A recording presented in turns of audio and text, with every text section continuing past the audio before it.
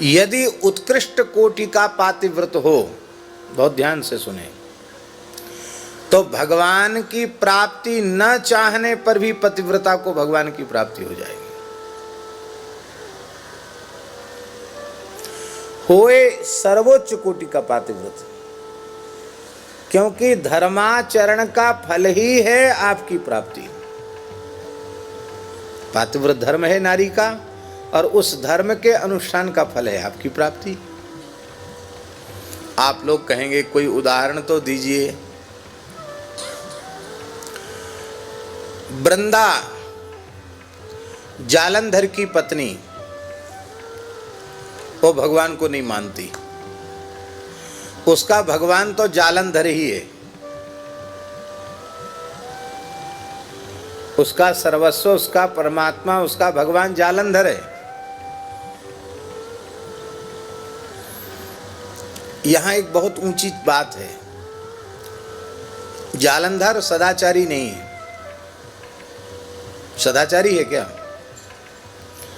यदि जालंधर सदाचारी होता तो भगवती जगज्जननी जगदम्बा पार्वती के प्रति उसके मन में दुर्भाव कैसे आता? पार्वती जी के प्रति उसने कुदृष्टि की। वो पार्वती की प्राप्ति चाहता था, इसका मतलब सदाचारी नहीं था, खान पान भी पवित्र नहीं था, असुर था। लेकिन श्रद्धा इतनी ऊंची चीज है कि उस अपने असुर दोष दुर्गुणों के खजाने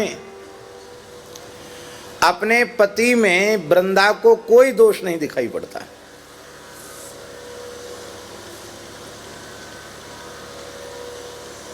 जहां श्रद्धा होगी, लिखने योग्य वाक्य है, जहां वास्तविक श्रद्धा होगी, सही श्रद्धा होगी, वहां दोष दिखाई ही नहीं पड़ेगा।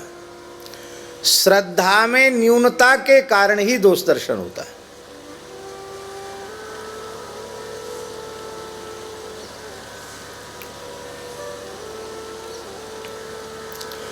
आप लोग कहेंगे उदाहरण दीजिए।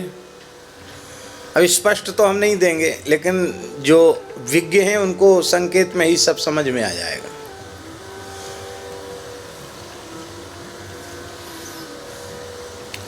भक्तमाल में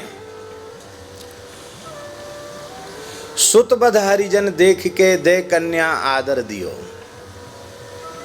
सदाव्रती महाजन का चरित्र है।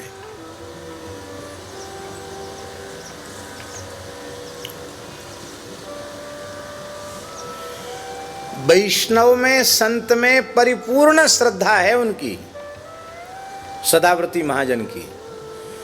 इसलिए ऐसी विचित्र अवस्था में भी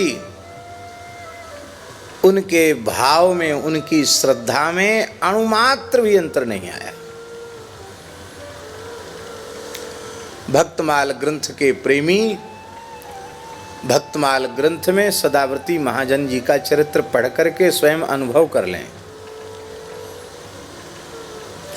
क्योंकि यह अति भक्ति का चरित्र, इसको सुनने के सब अधिकारी भी नहीं हैं।